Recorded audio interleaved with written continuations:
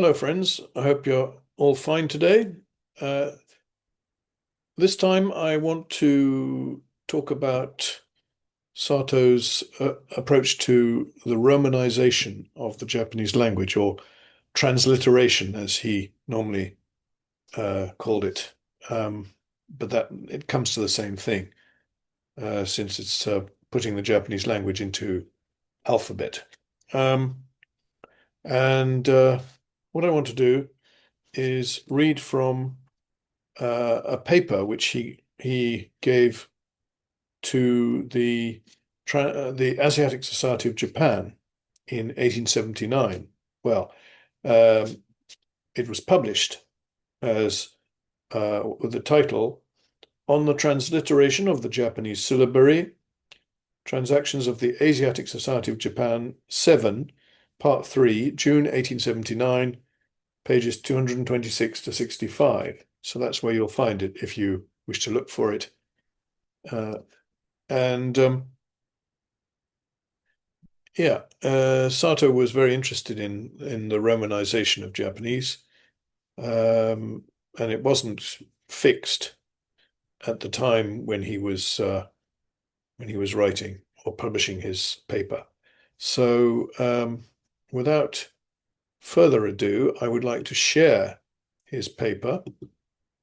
There we are, which I have scanned from a book of collected works of E.M. Satow, Collected Papers, Volume 2, 1875 to 1879, published by Ganesha of Bristol and Edition Synapse of Tokyo in 2001. All right, so I've scanned it from there. So here we go. I'm going to read it to you. On the Transliteration of the Japanese Syllabary by Ernest Satow. It seems a remarkable instance of acute appreciation of what may be called a metaphysical fact on the part of an uneducated community that the Japanese people, when they first became acquainted with the Chinese ideographic signs, should have at once called them na, or names.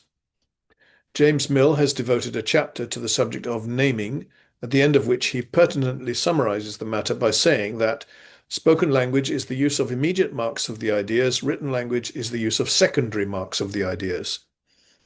It is evident, however, that in the case of a deaf and dumb people, if such existed, a written language, being the only one possible to them, would constitute primary marks, and the signs of which it consisted would be the names of their ideas.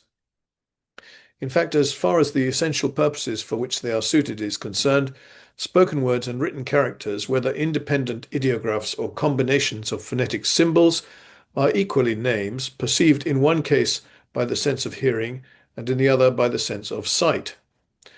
But we should be crediting the ancient Japanese with a train of reasoning on the subject far beyond their powers if we supposed that they were led by philosophical considerations to look upon ideographs as a sort of names. In making the acquaintance of a Chinese character for the first time, they no doubt learnt the number and sequence of the strokes of which it was formed, its pronunciation, and what it was called in their own tongue. We may be almost certain that they began by learning those characters which represented what we call substantives, or rather nouns, and to which they naturally applied the word na, name, extending it afterwards to others, which denoted qualities, actions, and relations. This supposition is corroborated by their earliest extant attempt to form a dictionary, namely the Wamyosho, or transcription of Japanese names, composed by the famous Minamoto no Shitago, 911 to 983, which is a collection of Chinese characters with definitions of their meaning and the Japanese equivalents, all of which are nouns substantive. It need hardly be said that this is a book of the greatest value for linguistic purposes, and with which no student of the older literature can dispense. At what period the Chinese system of writing was introduced into this country cannot be stated with certainty. On the one hand, we are told that the first teacher came from Korea in the year 285 AD, nearly 4¼ centuries before the composition of the earliest known historical record, and in an age which can only be regarded as semi-historical at the best. A glance at the popular chronology shows that this event is placed during the reign of a sovereign to whom is ascribed the age of 111 years, while his successor is said to have attained the great age of 122. It may be urged, of course, that so long as we accept as facts the ages attributed in the Old Testament to the Hebrew patriarchs, it is hardly open to us to dispute the genuineness of similar, though less extraordinary, instances of longevity in the early annals of Japan. But this is an argument which probably will count for little with serious people. I think we may safely come to the conclusion that the general character of the so-called history of the period to which the introduction of Chinese literature is assigned is not such as to warrant our placing any confidence in its exactness with regard to dates, although some of the events recorded may actually have taken place at some previous time in an age considerably remote from that of the records themselves.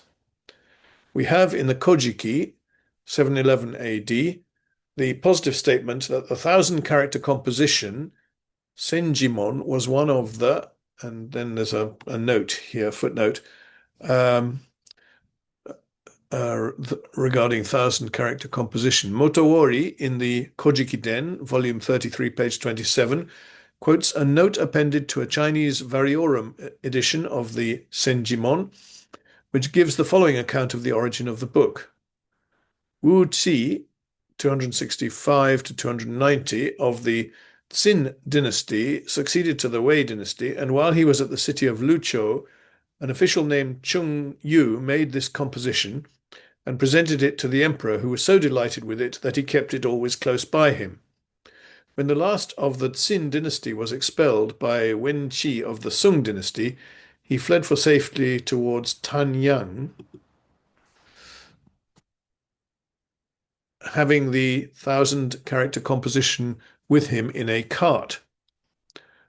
On the way, he encountered a shower of rain, the cart leaked, and the 1,000-character composition got wet. On reaching Tanyang, he put it away in a case. 15 emperors of the Qin dynasty had ruled the empire in succession during a century and a half. When Liu Yu, the Wen Huangqi, 424 to 454 of the Sung, acceded to the throne and ruled the empire, he opened the library of the Qin emperors and found this 1,000-character composition so injured by the rain that the sequence of the words or phrases, was lost. He ordered his general of the right, Wang He-chi, to arrange the rhymes, but he was unable to do it. The Sung emperors ruled the empire for about 60 years, and the Qi then came to the throne and ruled Tanyang, but still no one could put it, the composition, in order. 7 emperors of the Qi ruled during 30 years, after which Wu Qi, 502 to 550 of the Liang dynasty, came to the throne, and he gave a command to Chao Hing-tse, who put the rhymes in order and produced the 1,000-character composition. There is a glaring error here in the statement that Wen Qi of the Sung dynasty gave the disordered document to Wang He-chi to correct, for Wang He-chi had been dead 44 years when Wen Qi became emperor. A more probable story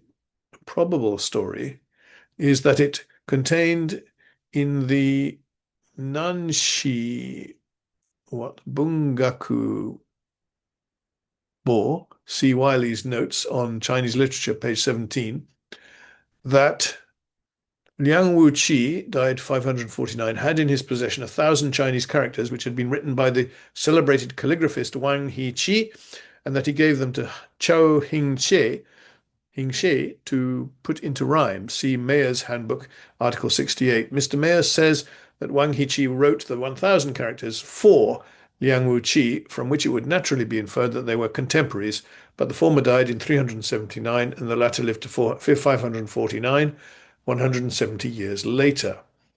Well, that's a very long footnote, and I'm not sure how much one can make of it, but we'll just go back, to the main text I was reading before the footnote. Let's go over here. Yeah.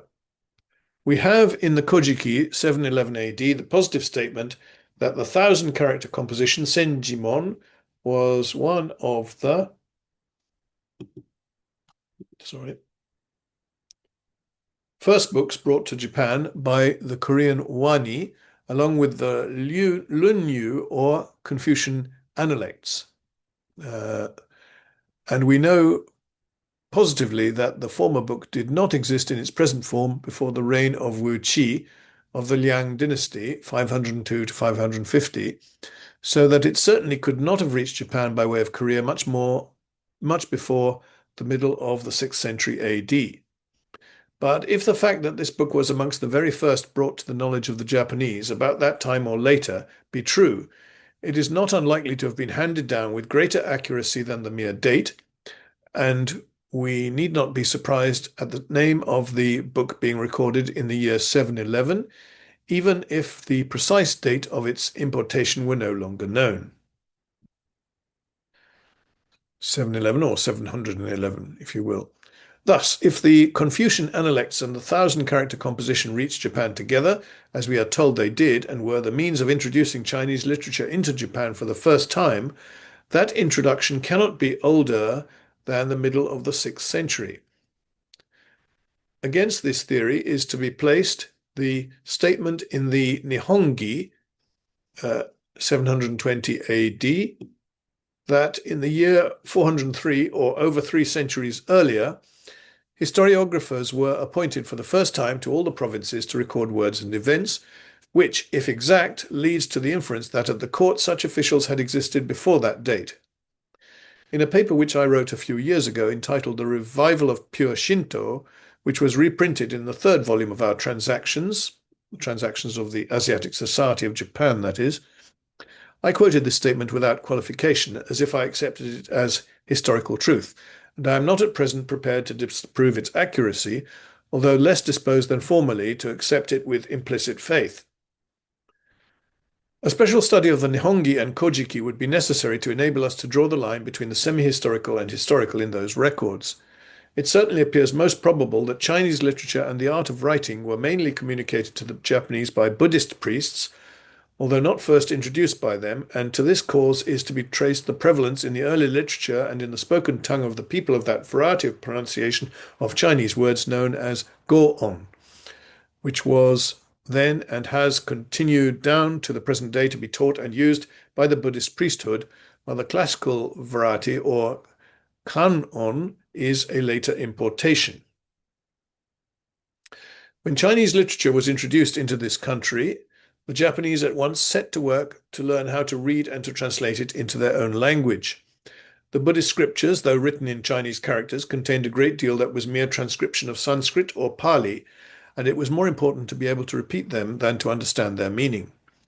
It became the practice to read them with the Chinese sounds in the order in which they are written, according to the method still observed in Buddhist seminaries and known as bo-yomi, stick reading. Students of the works of Confucius and his followers cared more for the meaning than for the sound, and they fell into a habit of translating literally, preserving the Chinese word where there was no Japanese equivalent, or none which immediately suggested itself. In this way, innumerable Chinese idioms and phrases were introduced into the Japanese tongue, producing a marked effect upon the genius of the language, which it will be extremely instructive to trace out in detail. No one has yet attempted to compare the two languages.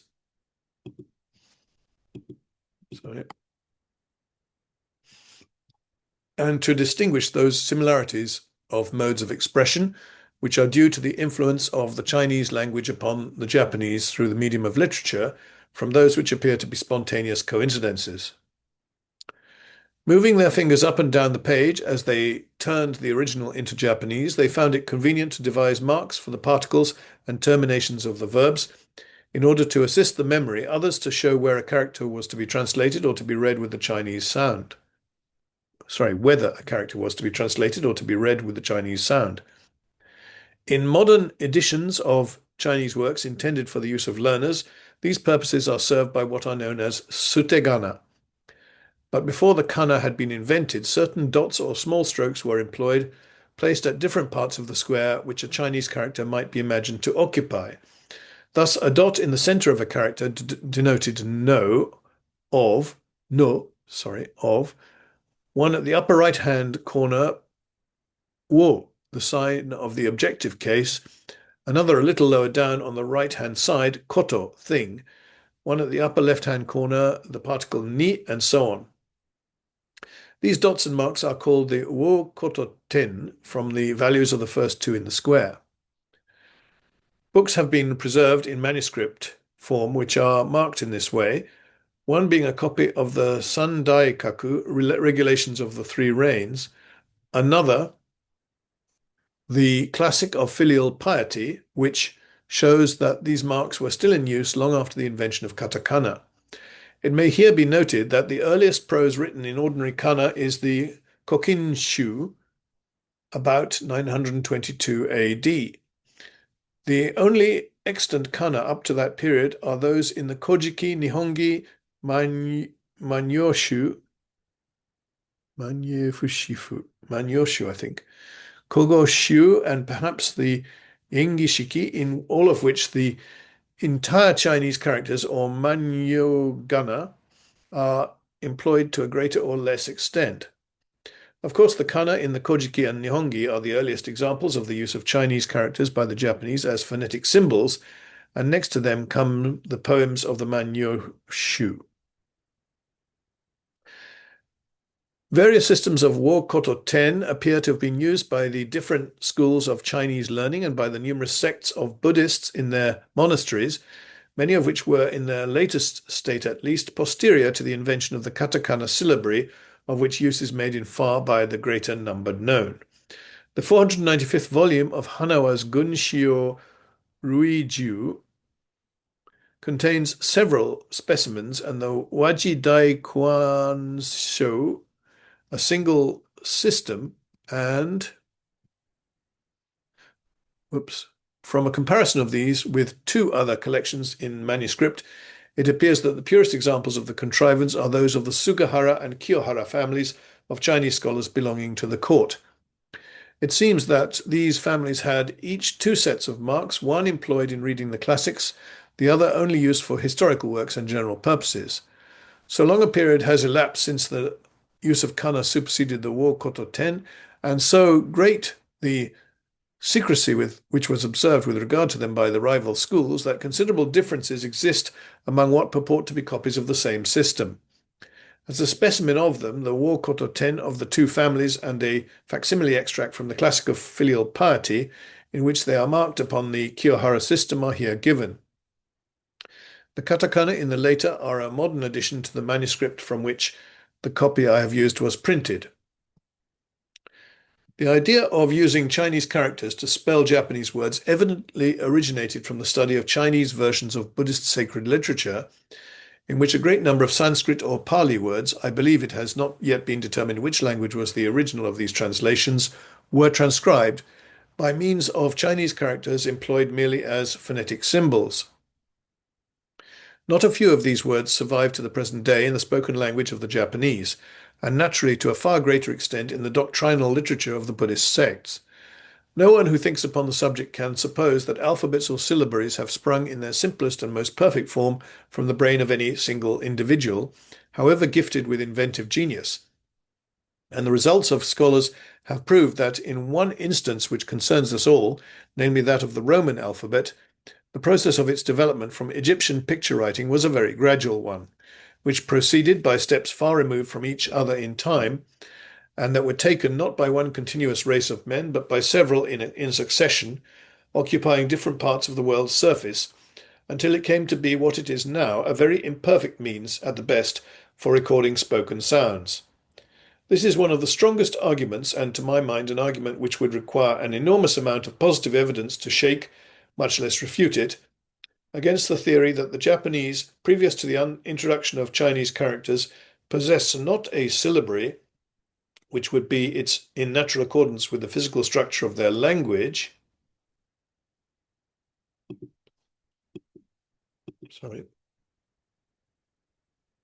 but an alphabet constructed upon the most scientific principles, the letters of which are composed of horizontal and perpendicular lines, long and short, combined according to a regular system of variation. This is the sort of alphabet which Hirata Atsutane and others have put forth as the square form of what they call Jindai no Moji or Shudaiji, characters of the age of the gods, but which is manifestly borrowed from the Korean alphabet with certain modifications. It is very evident to anyone who has examined the Korean alphabet that it not only was devised by some person or persons who understood the principle upon which an alphabetic system of writing must be constructed, but also that it was based upon the alphabet of a language, the Sanskrit, which also influenced in an indirect manner the formation of the Japanese syllabaries and the most popular order in which their signs are arranged. Had the Japanese really possessed an alphabet of their own before the introduction of Chinese literature, they would not have been driven to invent the Kototen system, or rather to develop that system out of the circles which the Chinese use for marking the tones of characters. Excuse me. It was not by a sudden discovery that the Japanese learnt to write their own language in kana, that is, in Chinese characters used merely as phonetic signs. Their first impulse, after having made themselves acquainted with the ordinary Chinese literature, was to attempt to write in the same style. The Nihongi is a specimen of what they were able to accomplish in the way of imitation, for nearly all the phrases used in its composition can be traced back to a Chinese original, so that it is a mosaic of borrowed sentences, although the subject matter is Japanese legend and history. Whenever they wished to preserve the native form as well as substance, either of poetry or legend, they put down in Chinese whatever could be translated, and following the example of the Chinese priests who, in translating the Buddhist scriptures, had represented those words, for which they could think of no equivalent, by Chinese characters used phonetically, they transcribed each syllable with a Chinese character which had the same sound, or which could be rendered in Japanese by a monosyllabic word of the same sound, on kana and kun kana. Or they wrote a number of syllables with a Chinese character, the ordinary translation of which was some Japanese dissyllable of quite different meaning, but composed of the same vowels and consonants, karimoji. And sometimes the sound of a Chinese character was used to represent two syllables, ni-go no kana. See Kojiki Den, Volume 1, page 29, verso to page 44. At first they did this only when they were forced to do it, and some time elapsed before it became the custom to write poetry exclusively in kana. But the discovery having once been made, its use could be extended when circumstances rendered it necessary. Thus the verses contained in the Kojiki and Nihongi are written exclusively in kana, perhaps because it was considered of absolute importance that these compositions, attributed in many instances to divine personages, should be transmitted in such a way that there could be no doubt whatever of their exact wording. In the Manyoshu, it is chiefly the later poems about the middle of the 8th century which are so written, while the earlier are half translated into Chinese prose, from which they are only to be retranslated with great difficulty. We find too that while one poet, Yamanoe Okura, writing about 730, used principally kana, most of his contemporaries wrote with Chinese characters used as ideographs. The poems of Kakinomoto no Hitomaro, who died before the end of the 7th century, are almost exclusively written with ideographs. This merely serves to show that the use of kana in poetry did not become universal all at once, and that the idea of employing phonetic symbols not being familiar to the Japanese mind was not readily adopted. It is perhaps believed by a great many persons that the Japanese syllabaries called katakana and hiragana, as we now possess them, were actually the individual contrivances of two men named respectively Kibi no Mabi, born 695, died 776, and Kobo Daishi, born 774, died 835. For such are the statements which have been handed down from a remote period among the Japanese, and have been repeated by successive European writers on the authority of their native teachers. It is quite possible that the last named of these may have selected the 47 common signs which are known as hiragana, whether easy kana or broad flat kana to be the origin of the name does not matter, and arranged them so as to convey the same meaning as a certain succession of phrases in the Daihanya-kyo, a Buddhist sutra. Or that the former performed the same operation of selection upon the kata kana, kata kana or part kana, which were in use at the period. There is no evidence to prove the contrary, and oral tradition is in favor of the legends. But what is beyond a doubt is that they did not invent or discover the idea of using or borrowing, as the term kana implies, Chinese characters to represent mere sounds, for this use of Chinese characters was an invention of the men who translated the Buddhist canon from the original into Chinese, and it was imported into Japan in those very Chinese versions by the missionaries of Buddhism. In the earliest books extant, such as the Kojiki Nihongi Manyoshu, in the Norito contained in the Yengishiki, and in the series of official annals which succeeded the Nihongi, an immense number of different Chinese characters are used for each single syllable articulated by Japanese mouths. It must be remembered that these were written nearly always, if not exclusively, in running hand. Cursive script. Yeah. To believe that these ancient historical and literary monuments were handed down carefully transcribed in square character would be as great an error as to suppose that the spelling of modern editions of Shakespeare is the same with that of the first folio. In fact, many of the obscure passages in the Manyoshu are owing to mistakes of transcribers who blundered over the cursive character of the manuscripts from which they were copying to an extent that would have been impossible if the text had been written in square character. These kana written in the cursive form gradually became more and more unlike the complicated originals from which they were derived, until all trace of resemblance has disappeared, unless the transformation be gradually followed backwards through the successive variations. It would be impossible unaided to recognize bu in mu, what's that? An in a, bi in mi, wa in, or chi in chi, or ryu in ru. The number was so great that it became necessary to select the easiest to teach to children, and this was the origin of the set called Iro Hagana, usually confused in thought and speech with the hiragana. In the same way, we can hardly believe that Kibino-mabi was the inventor of the katakana. Besides the ordinary set of 47, there are many others which were in use at an early period and which are even yet to be found in limited use amongst antiquarians. Okay, there's a couple of footnotes there. There was, therefore, a larger number from which the 47 were chosen. The annexed table contains those which I have hitherto met with. Another footnote, see the Dehabon edition of the Engishiki and the Ko Koshitsuroku, page 89. 39, sorry. In this table, the upper of each set of 3 rows is the uncommon form of the katakana, the middle one is the ordinary form, and the lower is the character from which the uncommon form is supposed to have been derived.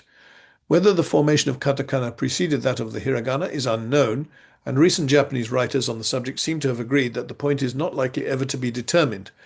But arguing from the relative degree of artificial contrivance which characterizes each, I cannot help thinking it probable that the katakana are of later origin than the other, in spite of the supposed inventor of this syllabary having died about the time that the person to whom the hiragana are attributed was born. In confirmation of this view, we have the fact so often noticed by Europeans with surprise that the katakana syllabary, to us the easiest of acquirement and apparently the most simple in principle, is by no means popular and may be said to have been almost unknown until lately, except to educated people and users of native dictionaries. However this may be, all that is of immediate importance is that at some period or other, perhaps at 2 successive periods, probably not very remote from each other, men who had troubled their head about the matter had discovered that all the sounds uttered by Japanese, as it seemed to them, could be indicated by means of 47 signs, to some of which diacritical marks were sometimes added to express what they held to be accidental or conditional modifications of sound, and that it was agreed that they might be written at option in forms called katakana and hiragana. I choose the former for the purpose of the remarks which I now propose to make concerning the phonetic value of these signs. The most scientific arrangement of the 47 sounds is that which is known by the name of Goju Ren On In No Zu, or scheme of the 50 syllables and finals. It is of acknowledged later date than the two syllabaries, having appeared for the first time in a book on music called Kwangen Ongi, meaning of the sounds of wind and stringed instruments, written in 1185. Kan-en Ongi, I suppose. It's Kwangen Ongi. There is another arrangement given in what is called the abridged Wamyosho, the earliest copy of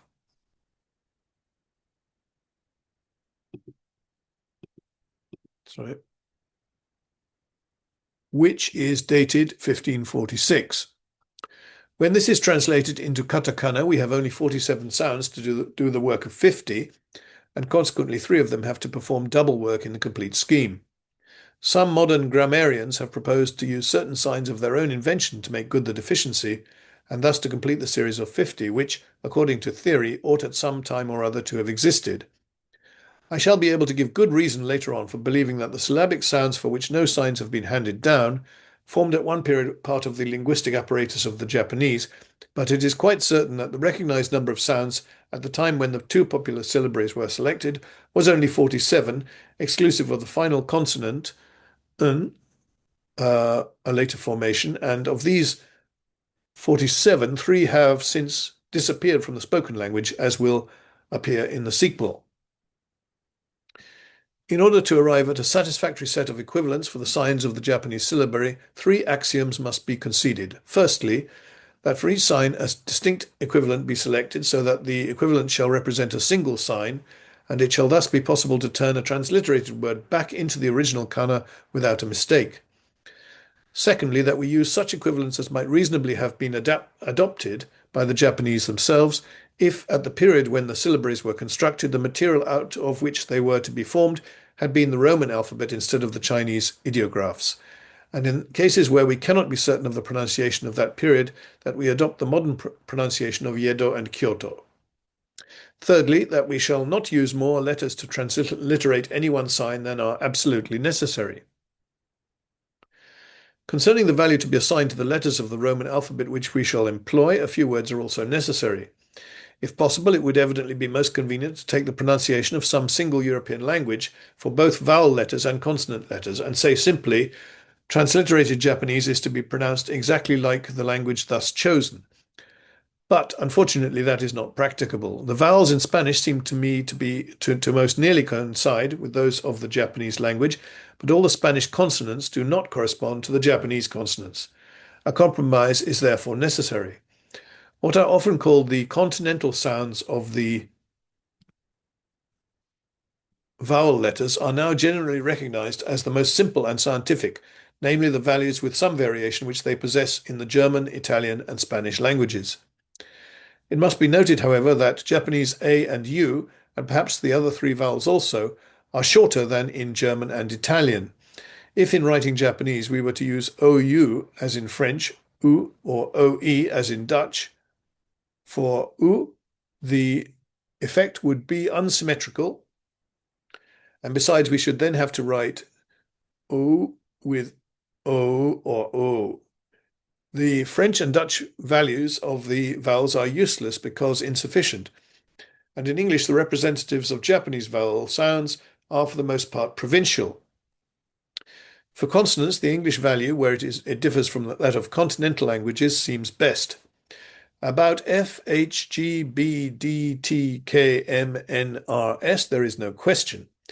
There remains the sound represented in Italian by C before E and I, and CI before other vowels, for which the Italian expedient may be dismissed at once because it is not constant. In German, 4 letters T, S, C, H have to be used for it, sh, ch, ch, and in French, TCH, either of which is too much, and the English and Spanish CH is the simplest of all. ch. For the sound which the Italians write SCI and the Germans SCH, that's sh. We have in English the simpler combination SH, the only rival to which would be the French CH, but CH, having been adopted for another purpose, is not here available. The letter Z has the same value in Dutch, English, and French, and the only other languages which could claim to supply a transliteration for Japanese, namely German and Italian, are in a minority, so that if Z be taken for the sonant of S, there is less chance of it being mispronounced by foreigners than if it were used for TS. So next, W properly exists only in Dutch, English, and German. In Italian, it is represented by the vowel U, which we require for another purpose, and in French by OU, which is somewhat clumsy. But the English and Dutch use of W, though not quite identical, is sufficiently close to give it the superiority over the German pronunciation of the letter, which in fact does not occur in Japanese at all. For the sonant of K, it is open to us to use G as in English, except in some words before I and E, Italian before A, O, and U, and German when it occupies an initial position in a word or syllable, against GH in French and in Italian before I and E. But the adoption of the latter is clumsy and G is better because simpler. There remains only the consonant which forms the initial of the syllable chi, i.e. of the sonant corresponding to CH. In French, there is no possible way of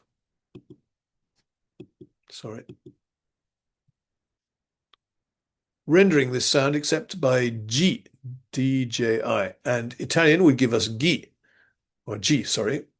GI, which we require for another purpose, namely for the sonant of Key. A German must write DSCH, G, which is inadmissible for the same reason, somewhat enforced, for which we reject TSCH for the initial of she.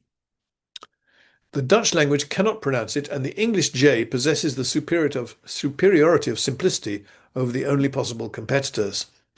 The consonants are thus to be taken at what shortly stated is their English value. No doubt it might appear more scientific to use S and Z with some diacritical mark instead of SH and ZH, an italic G or G with an inverted caret over it instead of J, and some other special sign instead of CH, but considering the usual resources of printing offices, the inconvenience of multiplying types, and the neglect shown by mankind in general to accents and diacritical marks, the compromises here advocated are more practical. The top line of the table of syllables and finals is formed as follows. Wa, ra, ya, ma, ha, na, ta, sa, ka, a. The characters being read from right to left. Okay, let's try again. A, ka, sa, ta, na, ha, ma, ya, ra, wa. Yeah. I have a mnemonic sentence for that. A katakana syllabary. Think now how much you really want to learn it. A, ka, sa, ta, na, ha, ma, ya, ra, wa. Under A should come a column composed of the remaining vowels I, E, O, U, and under each of the other signs a column composed of its initial consonant and the same set of vowels, but this would give 50 syllables. So there they are. A, I, U, E, O, ka, ki, ku, ke, ko, sa, shi, su, se, so, ta, chi, tsu, te, to, na, ni, nu, ne, no, ha, hi, fu, he, ho, ma, mi, mu, me, mo, ya, yi, yu, ye, yo, ra, ri, ru, re, ro, wa, wi, wu, we, wo. It will be observed that in this table, I, U, E have to do double work. It will be more convenient to discuss their office afterwards, and I will proceed first with those columns of signs concerning the value of which and their expression in Roman letters there has never been any dispute. Thus, ka, ki, ku, ke, ko are by everyone written Ka-ki-ku-ke-ko.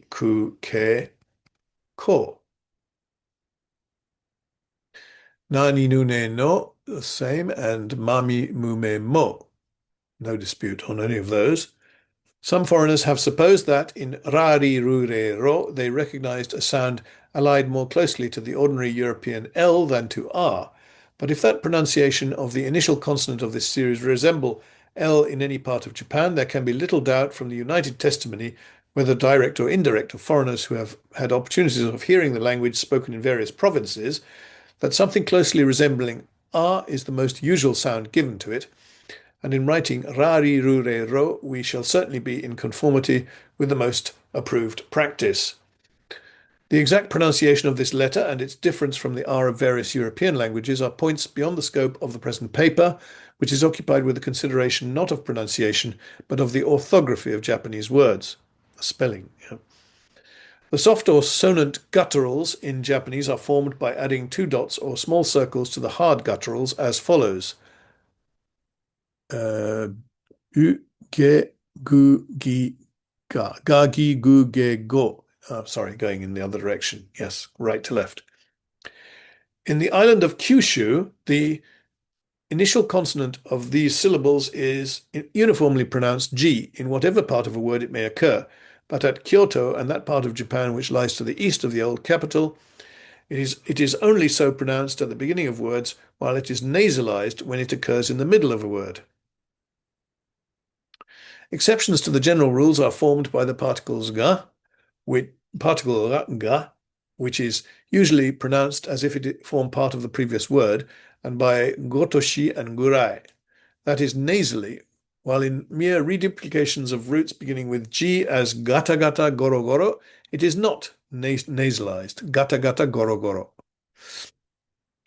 But it may be doubted whether such reduplication should not be rather considered as two words instead of one united by a hyphen.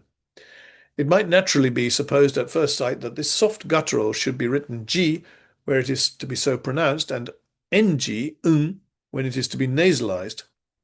But the probable effect of writing NG would be to lead English-speaking people to pronounce NGG, as for instance, if Goga were written Kango, most people would read it as Kango, that being the English practice in such words as dinghy, a small boat, jingo, lingo, mango, fandango, Congo, Rangoon, shingle, jingle, dangle, mongol, fingle, and others. Interesting selection of words there. We have a footnote after kurai. Jifugo 15, which is really two words, 10-5, and shigo 405 are other cases of this irregularity. All right. Italians, sorry, and Spaniards would also be led to pronounce NGG by this spelling. It seems better, therefore, to write G in all cases and to lay down the rule beforehand that it is to be nasalized in the cases above mentioned with certain exceptions. In Kyushu, of course, this rule may be neglected without any danger of one's being misunderstood by the inhabitants. The next column to be considered is that of the dental sibilants, sa, shi, su, se, so. All writers on Japanese grammar have agreed, so far as I am aware, to express the first sign and the last three, respectively, by sa, su, se, and so, but there is a difference of opinion with regard to the proper equivalent of shi. Some think that it should be si, for the sake of uniformity with the rest of the series, or because we may suppose that to have been the ancient or original sound of the syllable. Others have merely continued to write si because the earliest writers, who were chiefly acquainted with the Hizen dialect, in which it is so pronounced, had set the example. But this argument would render it incumbent on us to express se by she in order to be consistent, for that appears to be the Hizen pronunciation of this latter syllable. As she is certainly pronounced shi both at Yedo and at Kyoto and over the greater part of the country, considerations of utility induce us to write it thus, and since we do not thereby in any degree obscure the fact of its being a sibilant, it is easy to remember that it belongs to the same series as sa, su, se, so. The fact that se is pronounced she in one part of the country would lead us to the conclusion that the initial consonant of this series was originally somewhat indefinite and lay between S and SH, and that in the course of time, as the habit of articulating consonants with distinctness began to grow, S was preferred for certain vowels in some localities, while SH was prefixed to them in others. So we get sa, shi, su, se, so in the two capital cities and in the greater part of the country, but sa, shi, su, se, sa, shi, su, she, so in Hizen and a few other localities in the west. Also in Yonezawa, on the authority of Mr. Charles H. Dallas, in Volume 3 of our Transactions, page 145.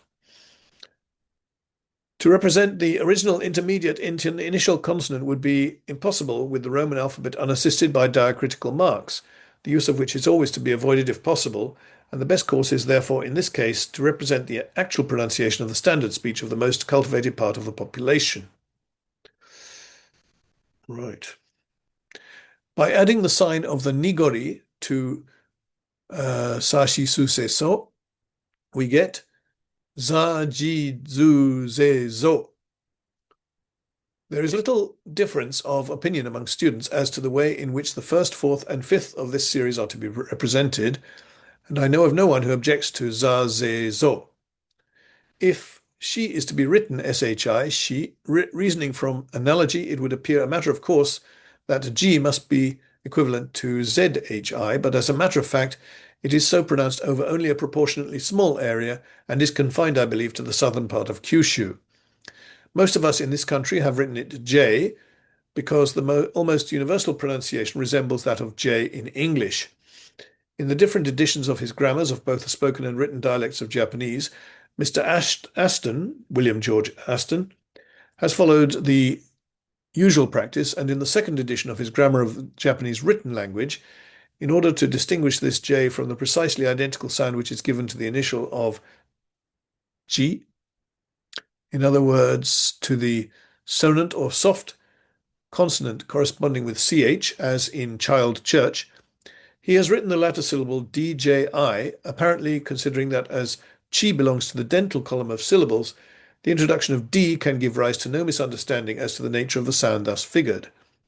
It is certainly desirable that as near an approach as possible to uniformity should be made by students, but I should have preferred to use ZH in this place, reserving J for the initial of G. I shall recur to this subject in discussing the dental series, which comes next in order to the sibilant. A difficulty presents itself with regard to the mode of writing zu. There is no doubt that the people of Yedo often confound zu with zu with zu in their common speech, and yet there are certain words in which they seem to me to pronounce zu correctly, that is to say, as zu. This habit of, and the other one is G, isn't it? Yes. This habit of saying G when they should say zu does not appear to be universal among the inhabitants of the city, and I am inclined to think that it is in reality confined to persons who have not received what would be considered a liberal education, just as we find that the error of substituting she for he in words beginning with he and accented on that syllable is committed chiefly by the middle and lower classes, especially by women. This is, however, not a local variety of pronunciation which is entitled to be recognized as standard, for a great many of those who are daily guilty of the practice are quite conscious of it and often make amusing blunders by trying to correct themselves where they are not in the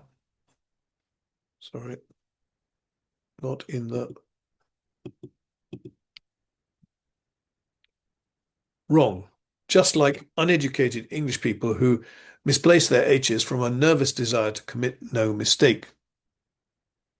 Even if zu were universally pronounced DZU, zu, by all classes, both educated and ignorant, I should still advocate writing ZU, because this spelling has the advantage of indicating at once the corresponding Japanese sign, and it would be easy, if necessary, to lay down a rule that it should be pronounced DZU, but still more is zu to be preferred when it actually represents a better pronunciation, which is recognized by Japanese writers on orthography to be the correct one. We come now to the dental column of signs, ta, chi, tsu, te, to. As in the case of the sibilant series, there are certain of these signs with regard to which no difference of opinion has ever existed, namely ta, te, and to, which everyone writes ta, te, and to. Of the remaining two, chi has been written chi by all students of the language in the eastern part of Japan, while those who studied at Nagasaki and the late Dr. Hoffmann, who derived his early knowledge of the pronunciation from Europeans who had resided there, wrote TSI for chi. This is the way in which we should expect to find chi pronounced by a dialect which pronounced shi as si, since in either case chi is merely shi with the first half of the consonant t prefixed. Whether we try to pronounce TSI or TSHI, as they would naturally be pronounced by an Englishman, it is evident that we do not complete the T. As Professor Max Müller observes in reply to those who maintain that the CH in English consists of two consonants, T followed by SH, and should not be classed as a simple consonant, CH may be said to consist of half T and half SH, but half T and half SH only give one consonant. There is an attempt of the organs at pronouncing T, but that attempt is frustrated or modified before it takes effect. Lectures on the Science of Language, second series, page 141. For shi, nearly all scholars, whether studying in Japan or in Europe, have written TSU up. Sorry, for tsu, for tsu. Nearly all scholars, whether studying in Japan or in Europe, have written TSU up to the present, with a few exceptions. Not that the initial consonant is T plus S any more than CH is T plus SH, but because an European, in trying to pronounce as he thinks, TS comes as near as possible to the required Japanese sound. Professor Max Müller's remarks as to the nature of the consonant CH apply with equal force to TS, that is, it consists of half T and half S. But a love of theoretical uniformity has led a few scholars, especially those of the Istituto di Studi Superiori in Florence, to write TI and TU for the two signs chi and su, possibly on the ground that these signs were anciently so pronounced, chi and su, being, according to them, modern corruptions. This practice has been likewise adopted by some Japanese writers, to whom has fallen the task of presenting a few isolated Japanese words in the European character, apparently from the same desire to attain uniformity in theory at the expense of irregular facts. Dr. Edkins, in his Introduction to the Study of the Chinese Characters, page 181, asserts that the sign chi was at first ti and di, and afterwards changed to chi and ji, and he endeavors to prove this by the fact that the Chinese character ting is written shio in the Japanese transliteration, but there is no reason to suppose that the Japanese transliteration exactly represented the Chinese sound. In the same way, a modern Japanese trying to represent in kana the English definite pronoun the will write zui or zui. Sorry, the will write zui or zi. But that does not prove that the present pronunciation of zu is th, the, th. The simplest explanation of the fact is that chi was the nearest thing to tsi that the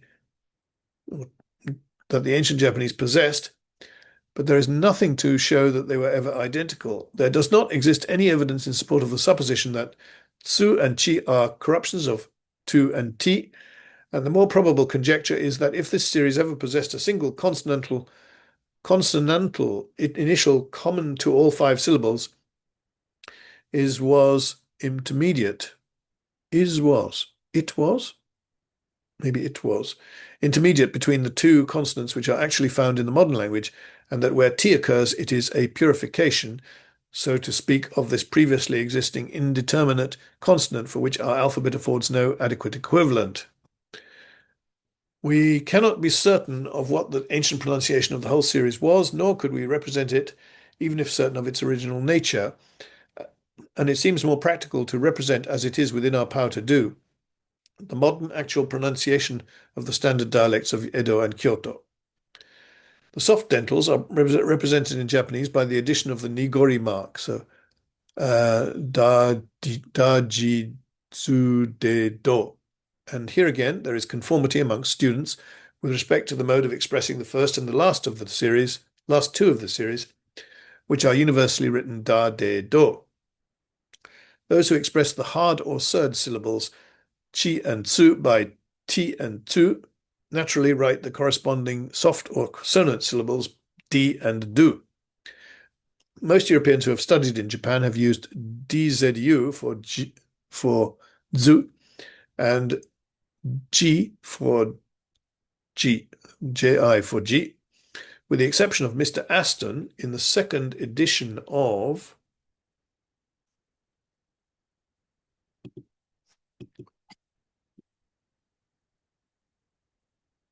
his Grammar of the Written Language, where, as already observed, he has employed dji to distinguish G from G, which he writes ji.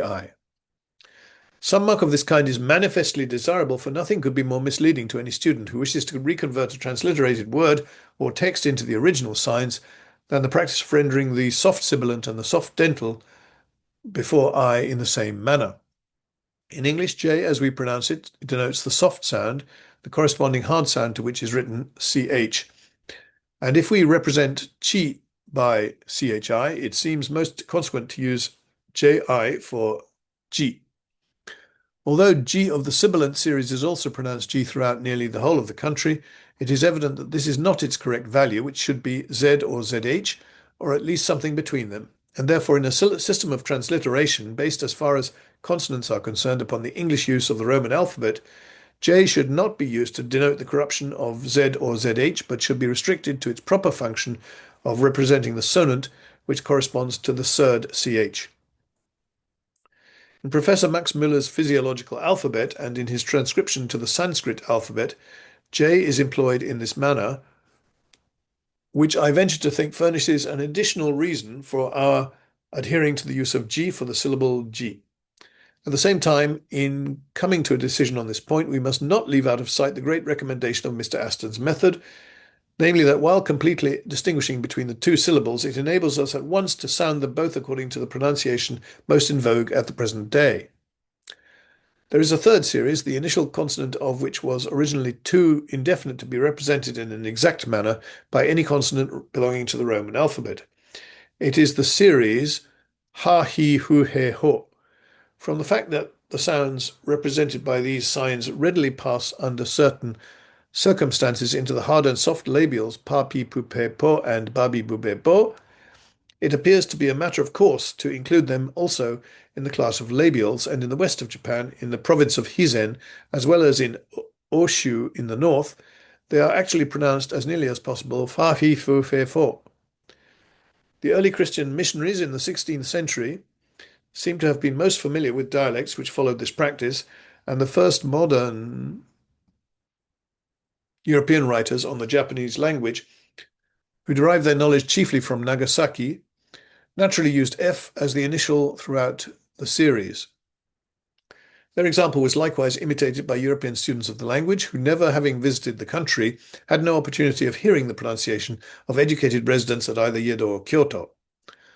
On the other hand, those who pioneered the way in Japanese studies in the east part of the country, especially the Reverend Dr. S.R. Brown and Dr. J.C. Hebburn, endeavored to represent the 5 syllables by the sounds which they actually heard, and wrote ha, hi, fu, he, ho as being the closest approximation attainable, in spite of the fact that the letter H represents the spiritus asper or hard breathing and comes nearer to a guttural German ch, h, than to a labial. This use of it is in accordance with the facts, as appears from the following passage out of Suzuki Otojiro's Kotoba no Chikamichi, or Short Road to Language.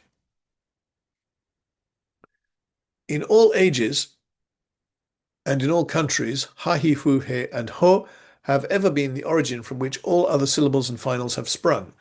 To prove this, if the mouth be opened and breath be emitted direct from the throat, the sound ha is produced. This sound is the natural striking and resounding of the breath against the whole of the interior of the mouth. If now the lips be opened wide and the breath be emitted through the closed teeth, the sound he is produced. In this case, that the breath touches the teeth and resounds against the interior of the mouth. But if, on the contrary, the breath be emitted with the lips puckered together and the teeth separated, it likely sounds fu, a sound in which the breath touches spontaneously against the lips and resounds against them. Again, if the tongue be pressed against the base of the lower gum and breath be then emitted, the sound he is spontaneously produced, a sound which resounds from the interior of the mouth to the base of the lower gum. But if contrariwise the lips be contracted, the cavity of the mouth be puffed out, and breath be emitted against the roof of the mouth, a light sound ho is spontaneously produced. In producing this sound, the breath touches the roof of the mouth and resounds against the walls of the cavity of the mouth. To speak more distinctly, these are the gutturals, ha-hi-hu-he-ho, or to speak more distinctly yet, they are semi-guttural and semi-labial.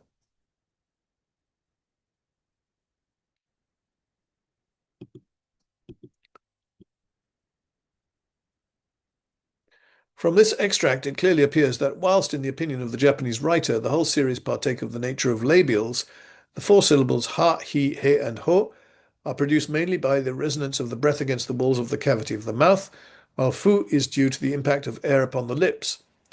That the initial consonant of ha, hi, he, and ho is precisely the same in each case, no one will, I think, venture to maintain. The directions for pronouncing he seem to me exactly calculated to produce the sound heard in the standard dialects, a sound which differs a good deal from the initial of ha, less so from that of he, and is also unlike that of ho. But the general character of all four is much more like H than any other letter in our alphabet, and therefore the letter H, which has been accepted by the ears of nearly all writers on the language resident in Japan, seems to me preferable to the F, which has been used to represent the sound as given in a few provincial dialects. According to this view, then, ha, hi, he, and ho will be written ha, hi, he, ho. But in the case of fu, the evidence of the Japanese writer is distinct as to its labial character, and the practice of the writers referred to is also in favor of fu, fu. Mr. Aston correctly points out that the initial consonant differs from our f as the lower lip and upper teeth do not touch, the result being a kind of strongly aspirated wh, wh. This description of the sounds seem to me quite in accordance with what I believe my own ear informs me, but at the same time I think it will be found that the sound is very much nearer F than H. This may easily be tested by trying to induce a Japanese to pronounce the English word who, or by repeating a number of Japanese words beginning with bu, alternately as if it were equivalent to our fu and hu, and noting which the Japanese finds most like the pronunciation approved by his own ear. His verdict will, I feel confident, be in favor of fu. When the signs of the series ha, hi, fu, he, ho have the nigori, they are written babi, bube, bo in conformity with the sound given to them in all parts of Japan. And this transcription is, as far as I know, universal amongst foreigners. When they take the han nigori, that is a single dot or small circle, then they are always represented by pa, pi, pu, pe, po. There still remains three series of syllables, namely the pure vowels, the syllables which begin with W, and those which begin with Y. As in every other case, the series of 5 signs is complete. We naturally suppose that the same rule prevails here and expect to find a, I, U, E, O, ya, yi, yu, ye, yo, and wa, wi, wu, e, wo. But, as a matter of fact, there are only 12 signs to represent the 15 theoretical syllables. From etymological considerations, it is evident that there was once a syllable yi. For example, the root of the verb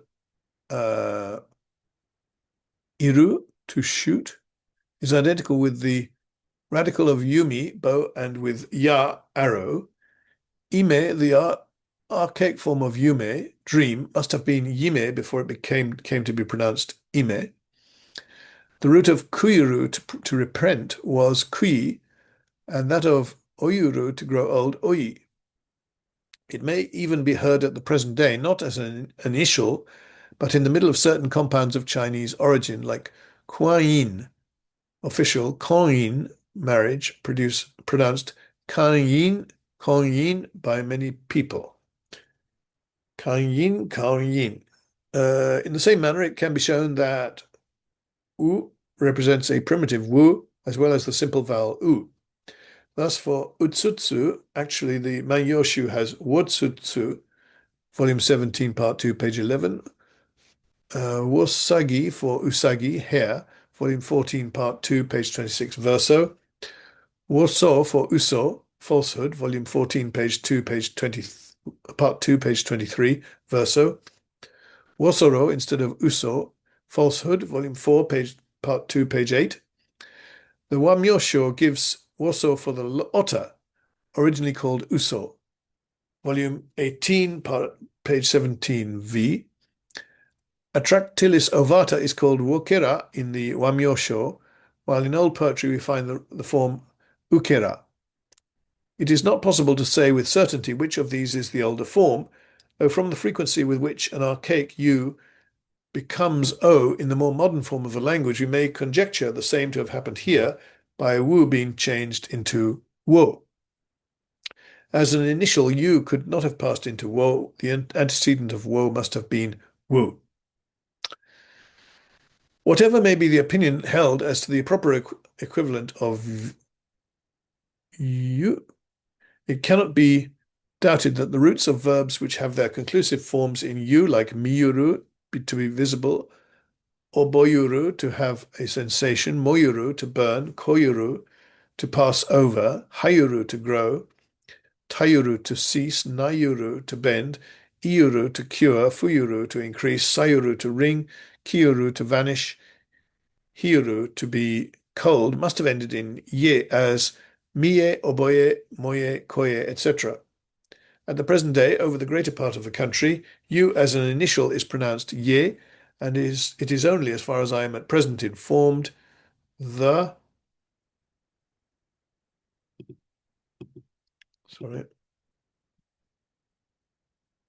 Yedo and Kyoto dialects that sound it e at the beginning of a word. Even in these dialects, when preceded by an open syllable or by the final n, it is mostly pronounced with a faint y.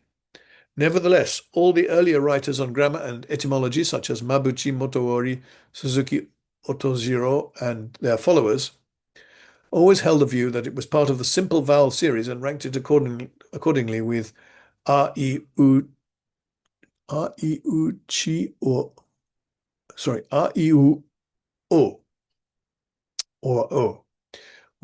Respecting this sign O, it is worthwhile noting that it was formerly arranged in the wa series, while O was supposed to belong to the A column, notably by Mabuchi and the author of the Wakun Shiori. As a matter of fact, they are both at the present day pronounced O when occurring at the beginning of a word, while O is as the mark of the objective case and also in the center of the word, except after O and sometimes after E sounds very much like English wo, though the breathing is fainter. There exists, however, much stronger evidence that this in support of the view that wo and not O belongs to the wa series. As Motoori says, the identity of oru and iru to be of what's that?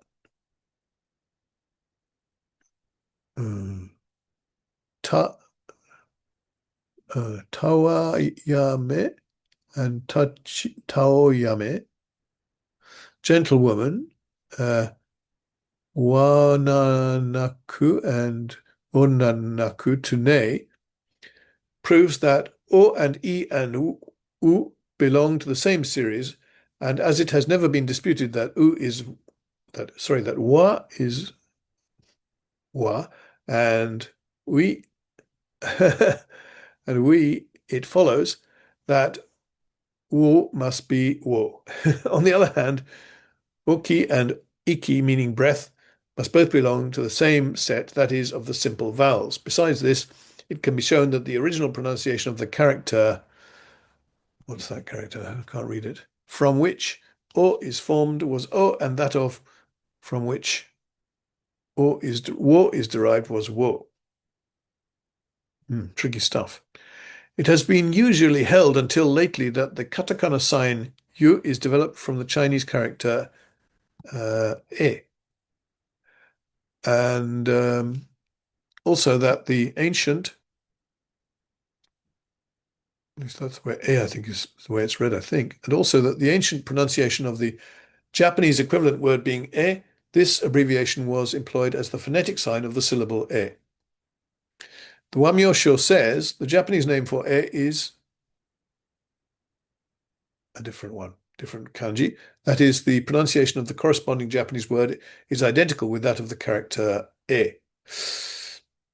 We can hardly doubt, therefore, that at the period when the Wamyosho was compiled, e and e as kana signs were pronounced exactly alike, and that both ought to be transliterated in the same way.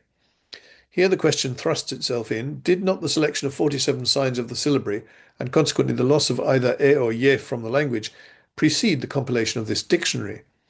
If it did, then this quotation settles nothing. In the Kojiki, the earliest extant written example of the Japanese language, I and so on, are used to represent what would be written e in katakana.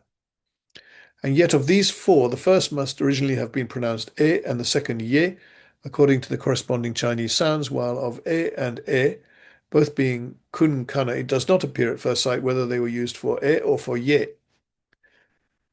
By more modern Japanese writers than those previously referred to, it is maintained that yu is not derived from e is not derived from e, but from another kanji, and if so, as the second one was evidently pronounced in earlier times with an initial y, the syllabic sign ye must originally have been ye.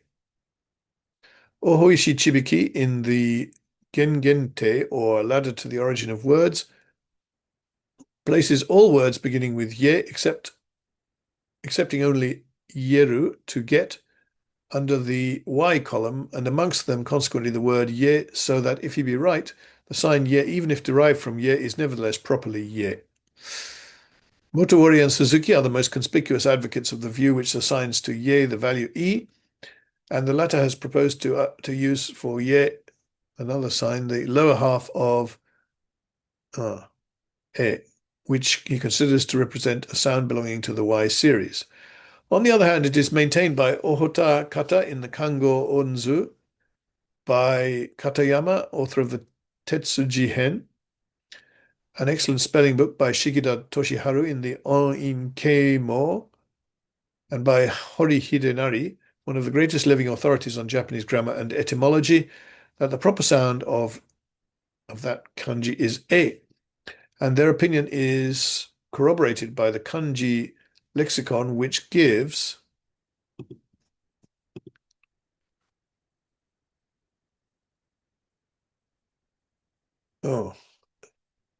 again, two kanji as the spelling of another kanji on the authority of three earlier Chinese dictionaries of finals. Katayama and Hori consequently have proposed to denote e by means of that, the upper half of the character, while Shikida, who appears to hold the opinion that e rightly represents e, has taken another part for ye as a convenient abbreviation of. These new signs are not, however, to be used in writing Japanese words. They are simply intended by their inventors to fill up the gaps in the table of 50 syllables, and for us they have no practical value. The discussion serves to illustrate the uncertainty which surrounds the question and the extreme divergence of opinion among Japanese writers of reputation. I am inclined on the whole to agree with those who would take ye as the correct equivalent of ye and the corresponding signs of the hiragana syllabary. In the first place, although A is the pronunciation common at the two capitals at the beginning of a word, ye is heard throughout the West and North as an initial, and it is a well-recognized fact that provincial dialects often retain forms and sounds long after they have disappeared from the cultivated speech of capitals. Seeing that the tendency in the past has been constantly to the suppression of consonants, giving us u instead of wu in such words as usagi, hare, uso, falsehood, uso, ota, which were originally usagi and uso, and doubtless others, that the initial W of ui has been dropped universally, that chi is undistinguishable from, that o is undistinguishable from o, wo is undistinguishable from o, I should say, and that ye at the beginning of words has been confounded with e from the time when the two syllabaries were formed, it is very improbable, to say the least of it, that an original e should have acquired an initial ye.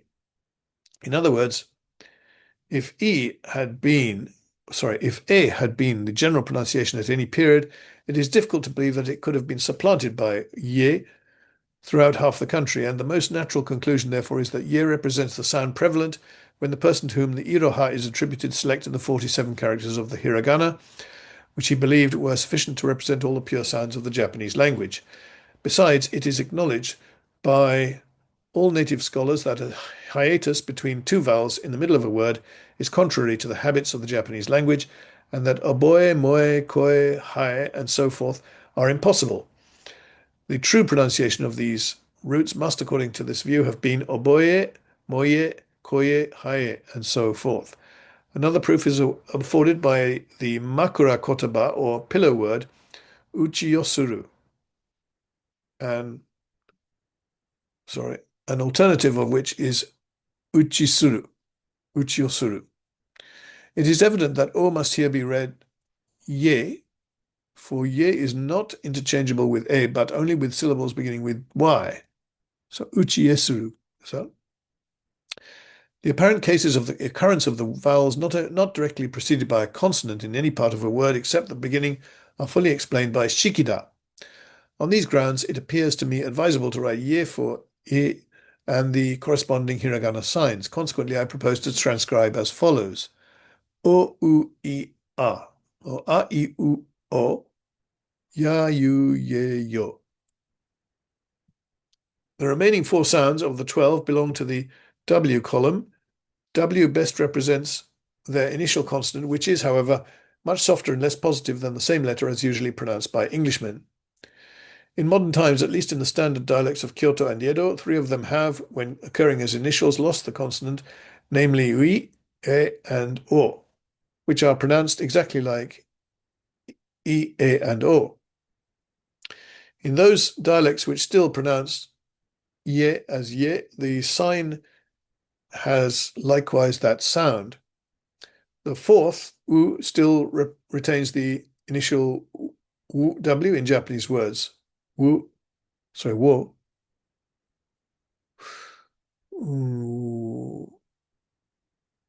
But in some words of Chinese origin, as in wu, prince, it has exactly the same value as ah. But in spite of these facts, we cannot doubt that these syllables had not suffered this loss at the time when the syllabary was formed.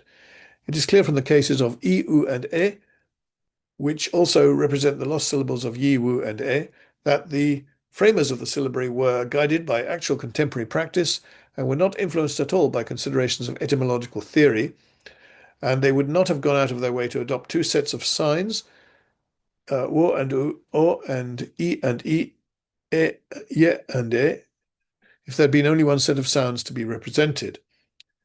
The loss of the initial consonant must have occurred very early, perhaps in the 12th century, and led to the constant confusion of o, and I in written compositions, but in the ancient literature the distinction is maintained.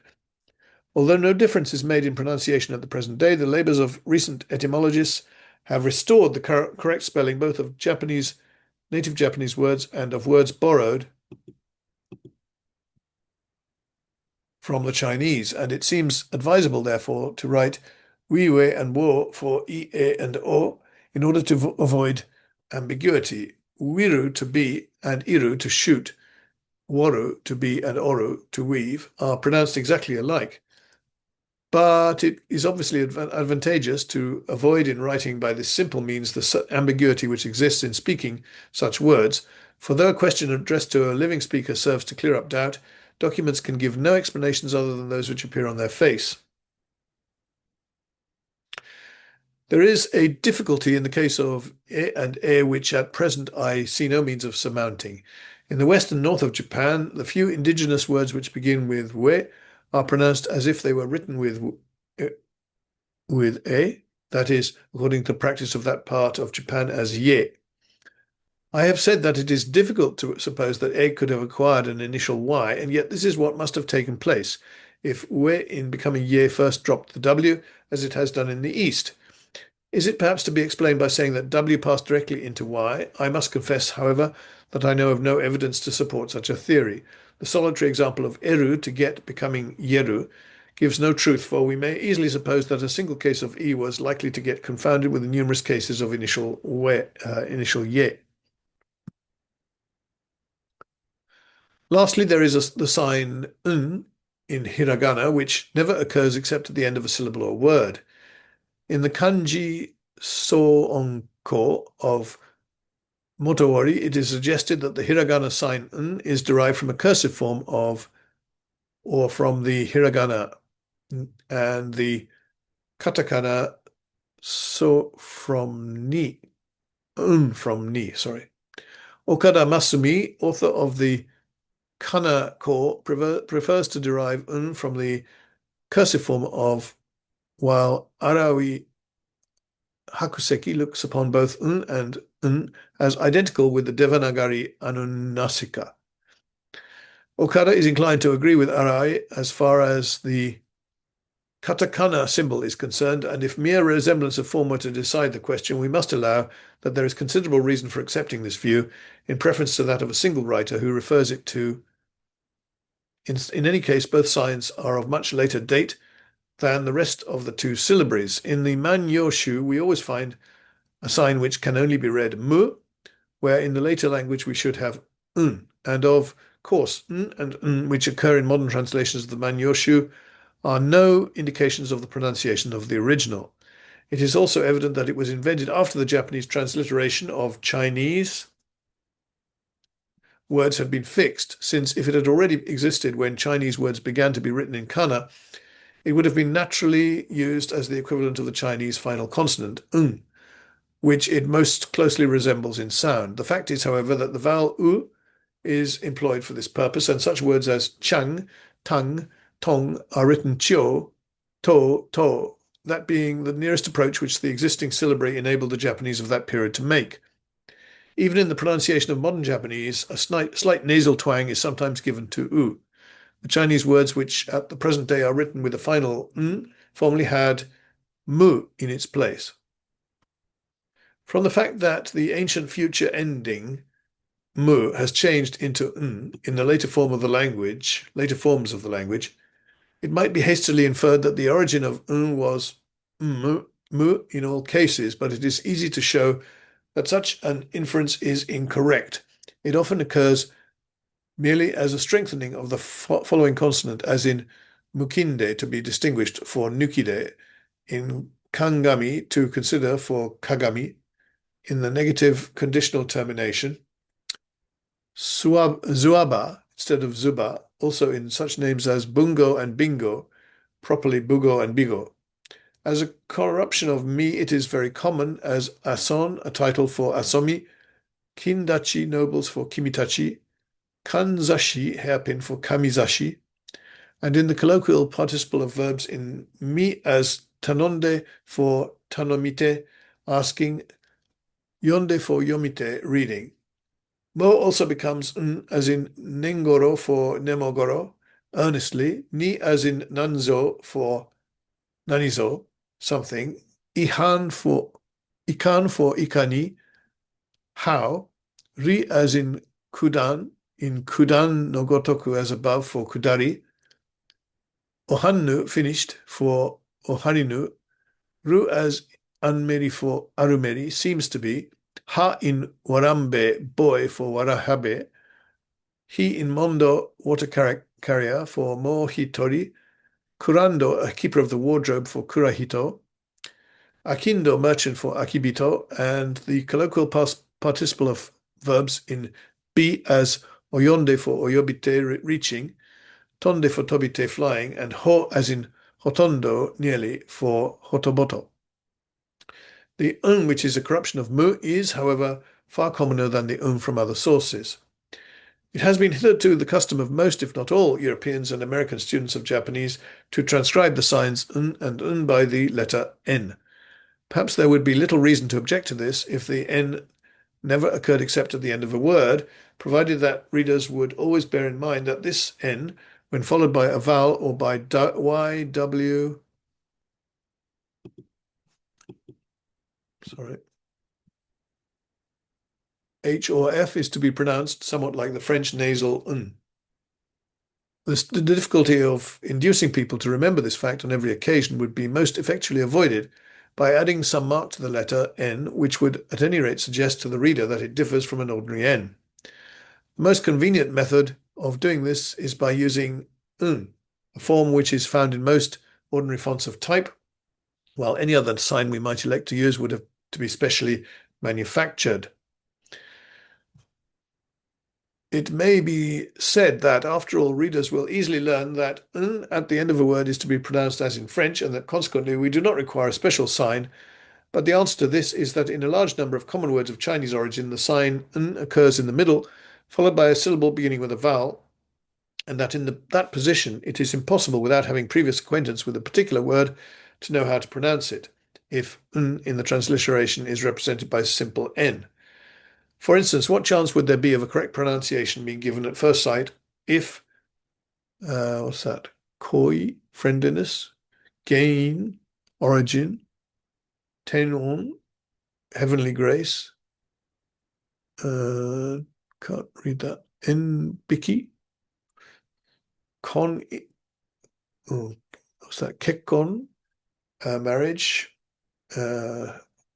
An-on, tranquility, were written Koni, Genin, Teonon, Genin, Konin, and Anon. The natural tendency would be to divide these words as if the middle N belonged to the succeeding vowel, and to read Koni, Genin, Tenin, Yenin, Konin, and Anon. And in the second of these cases, at least, ambiguity of meaning would arise in reading from the fact that the same combination would be used to write Genin, a common person, as gain. This is leaving out of account the incorrect pronunciation of N for N, and consequently misapprehension on the hearer's part.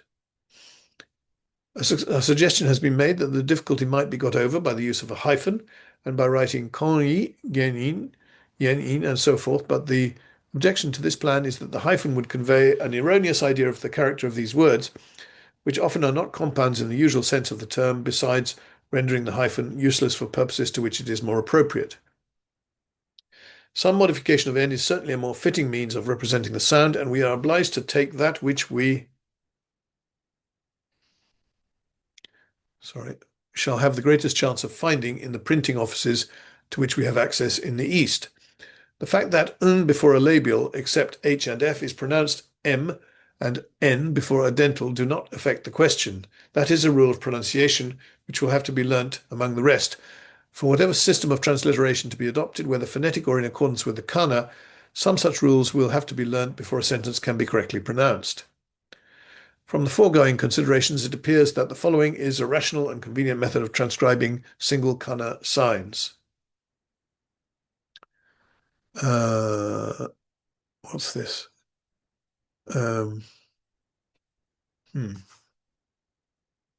Not sure I'll read all of that. A system of transcription for the signs having been thus arrived at, it would appear most natural to transcribe whole words in accordance with the Japanese spelling, just as we do in writing Greek or Russian or German words with the Roman alphabet. It is only necessary to know what the Japanese spelling should be. In the Middle Ages, when the nation was too occupied with its civil wars to be able to cultivate literature, orthography was neglected, and everyone who used the kana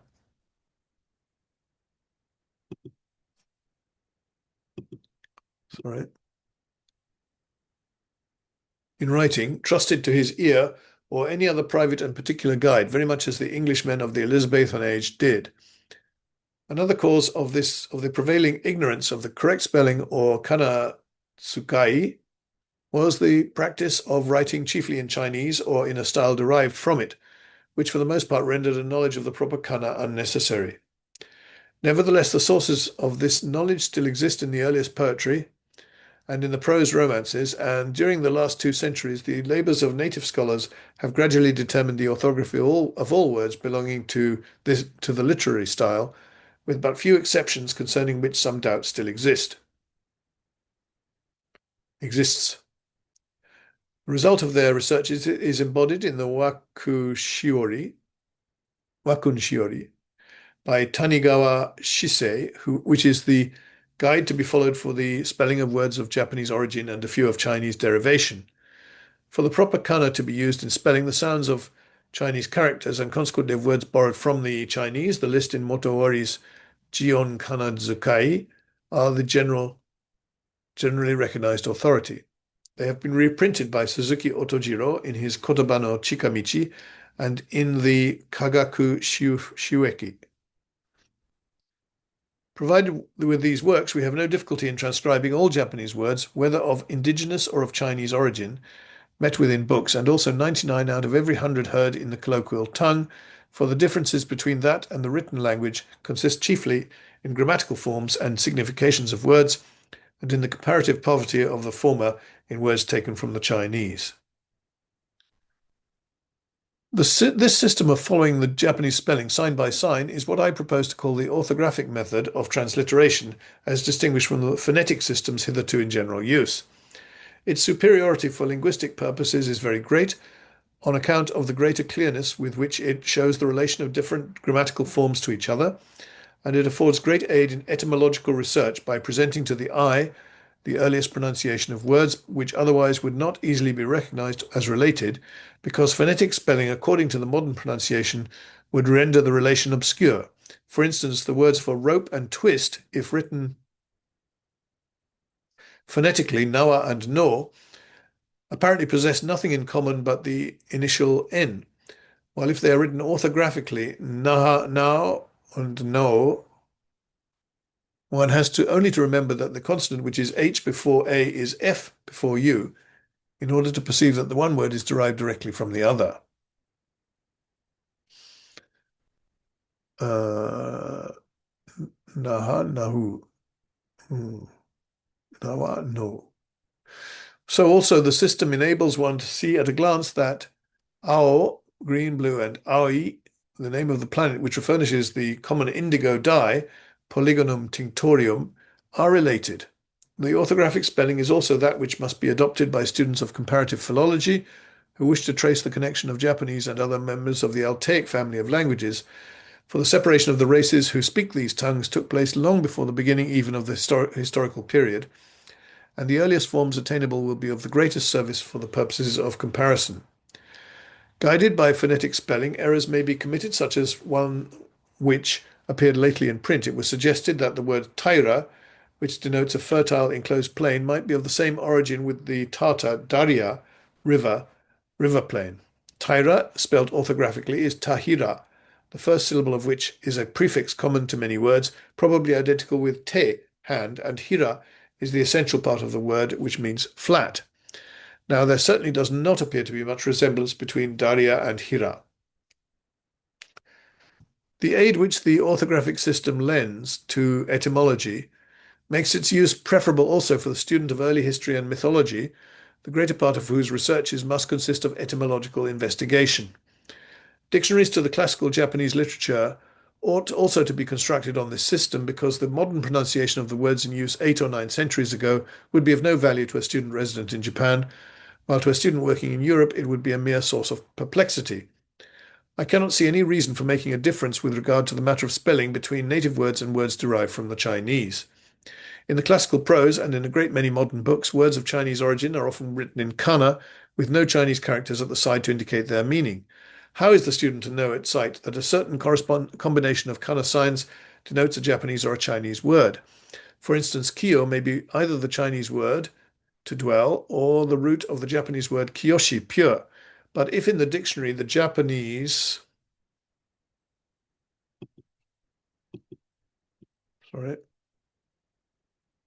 word is to be spelt orthographically and the Chinese word phonetically, then the reader has to make a guess as to the nationality of the word, and according to the theory of probabilities, he must on the average be wrong 5 times out of 10, which will add 50% to his labor in looking up words.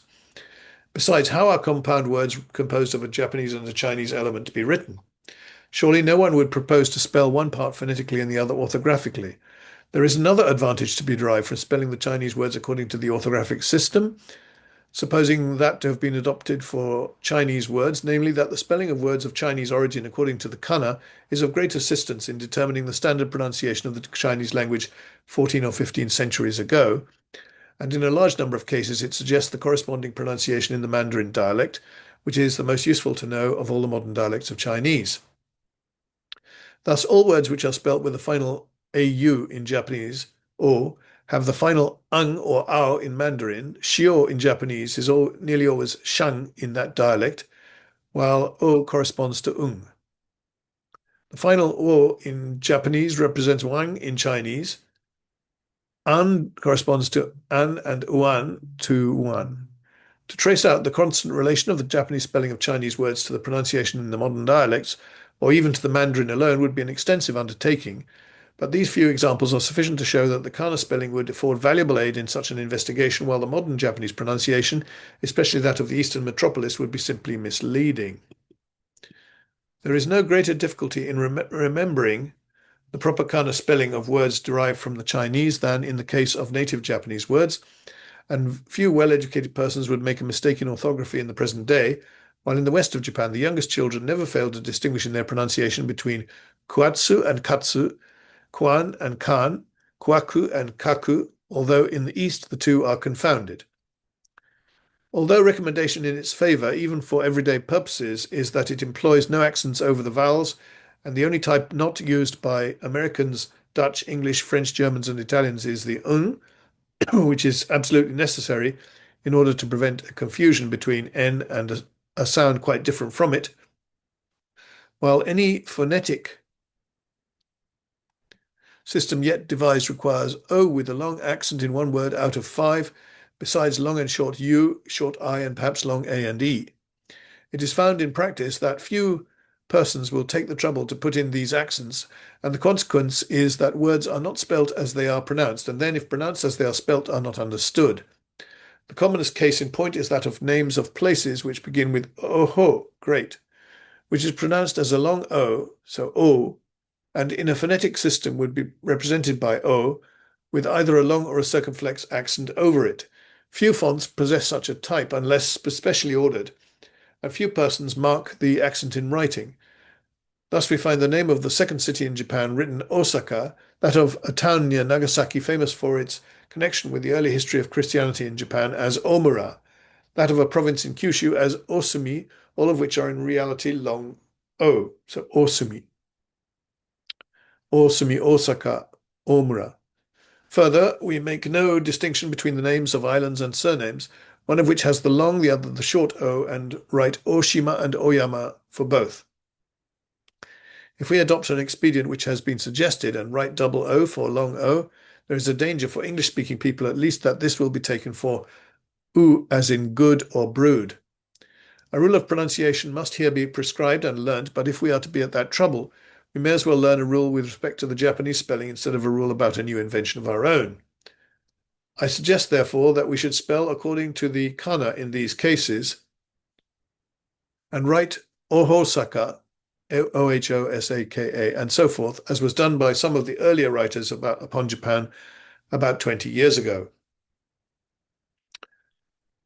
This is only one case out of many in which the orthographic spelling would be preferable to phonetic spelling shorn of its accents. The question between the two systems would probably be settled forever if the Japanese nation took to writing in the principal European alphabet instead of in Chinese characters and kana, for foreigners would then have a norm to which they would be compelled to conform, but much as this reform is to be desired in the interests of the Japanese people, there are no signs of its being adopted at present. The tendency of the time, as shown especially in the leading articles of newspapers and in officials' decrees, notifications and laws, is all the other way. New combinations of Chinese words which are incomprehensible without the pictorial aid of the ideograph are sought out daily with great diligence from the most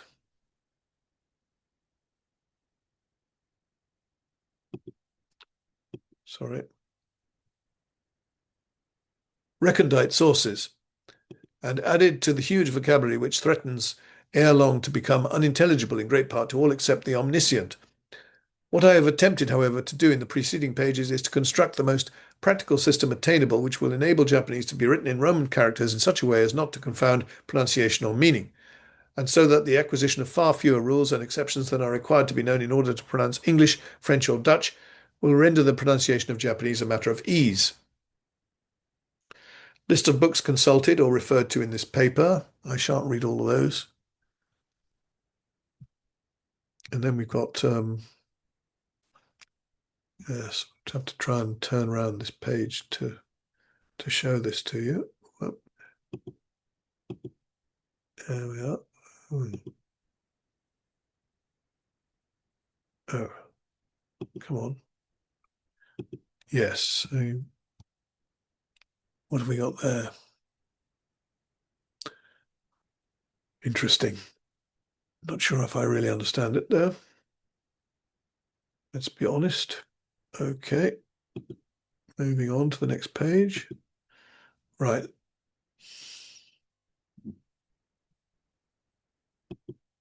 Yeah, this is, I don't know, this is well, I'm not able to read those.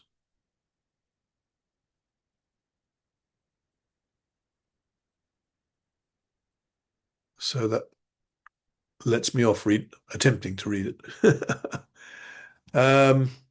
Yes. And finally, there's a couple of pages where there's discussion of what Satow has said. So, yeah.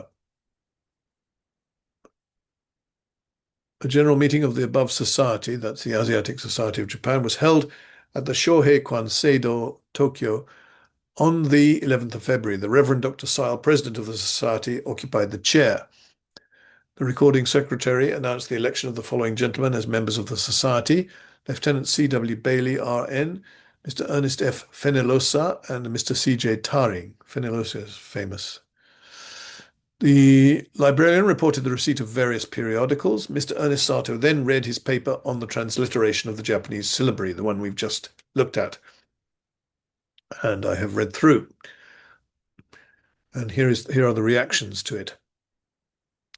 The president, that's Reverend Sile, after thanking Mr. Satow for bringing before the society so valuable a paper on so important a subject, referred to the fact that in the transactions of the Asiatic Society of Bengal, which was the mother of all Asiatic societies, really, didn't know that, the very first dissertation read by the first president, Sir William Jones, was on the same topic. A system of alphabetic writing for the dialects of India had then been adopted, which, with modifications, had been used by Pickering in the North American languages and by Dr. Wells Williams for the Mandarin and Canton pronunciations of Chinese. Professor Max Müller had also elaborated a scheme, a surprising one, considering the hand from which it came, greatly embarrassed by diacritical marks and italics and small capital letters.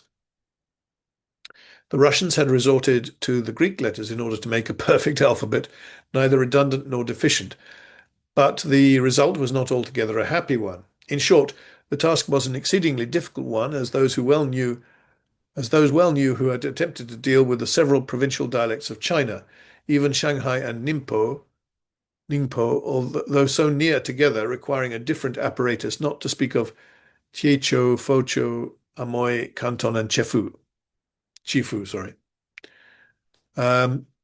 In Japan, attempts had been made by Dr. Hebburn, Sir Rutherford Alcock, Mr. Bramson, Mr. Lyman, and others. Now Mr. Satow proposes a scheme which has a marked peculiarity. The President added that he had himself endeavoured some months ago to give this subject a practical bearing by proposing that committees from this society and from the German Asiatic Society should confer with the authorities of the Mombusho, the Ministry of Education, and endeavour to secure the adoption of some system which might be set forth with authority. And now that in the Mombusho itself a kind of Council of Education had been established, he thought it a favourable opportunity for effecting something that might prove valuable to both Japanese and foreigners. Mr. Bramson asked Mr. Satow to what extent he advocated the adoption of his system, whether he meant to confine it to dictionaries and grammars of the written language, or to adopt it generally for the spoken language as well.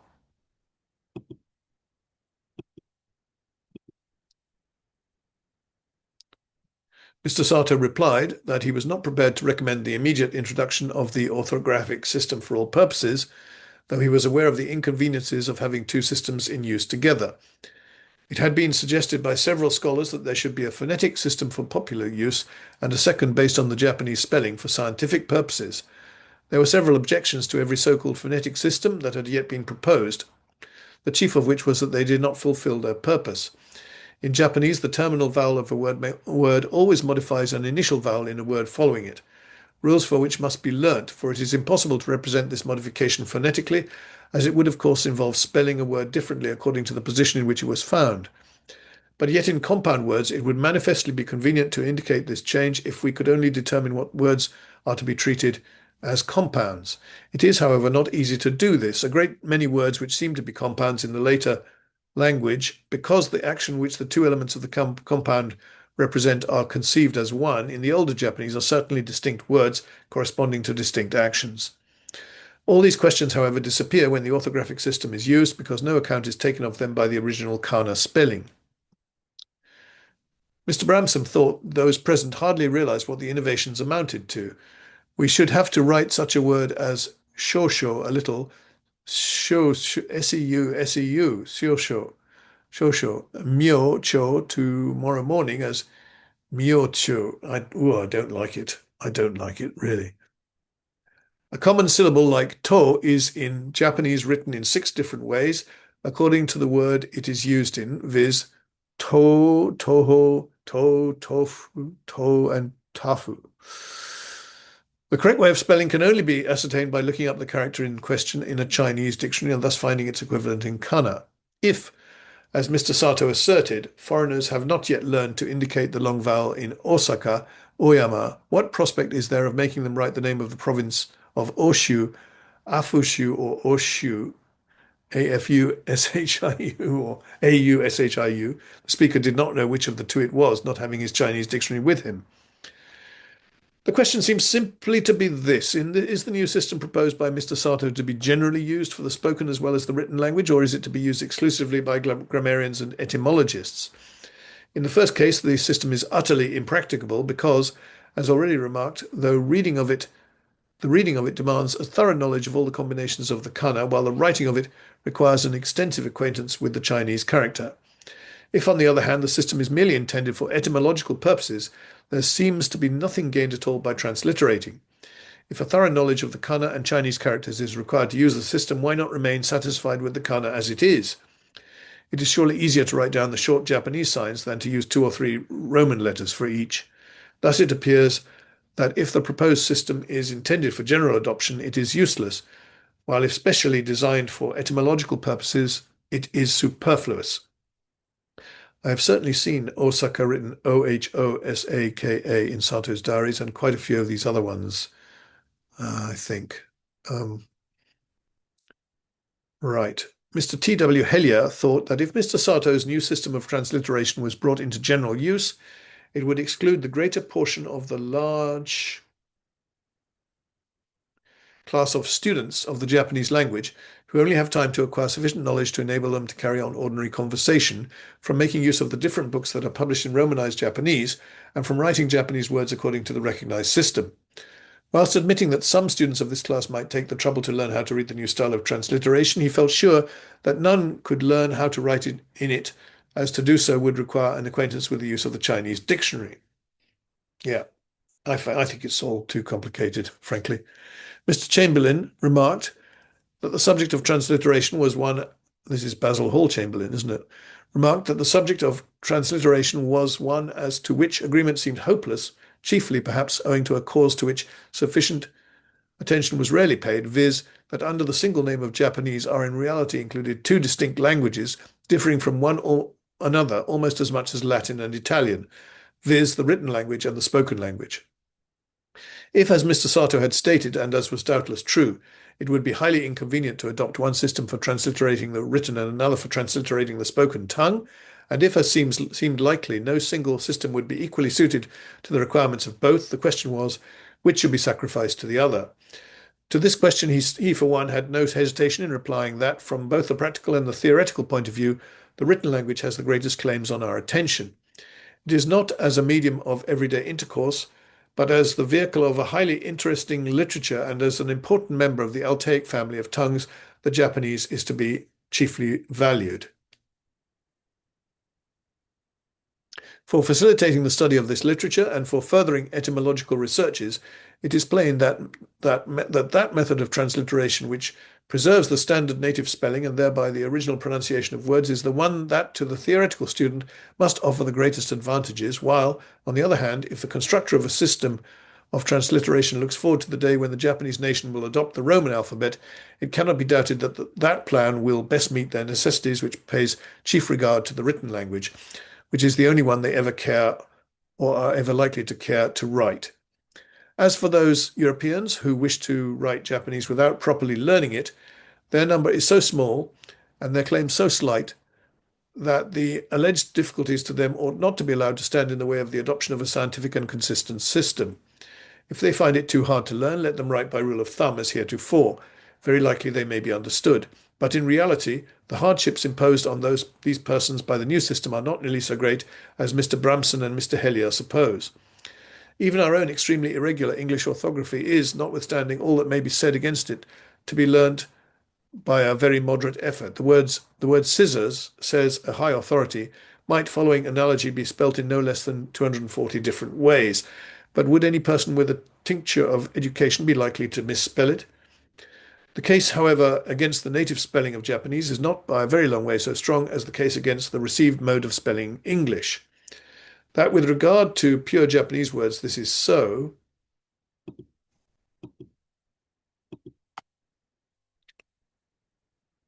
seems to be generally acknowledged, and the advocates of the orthographical system rest their chief objections to it on the difficulty of discovering the proper orthography of like-sounding but differently spelled Chinese mononth syllables.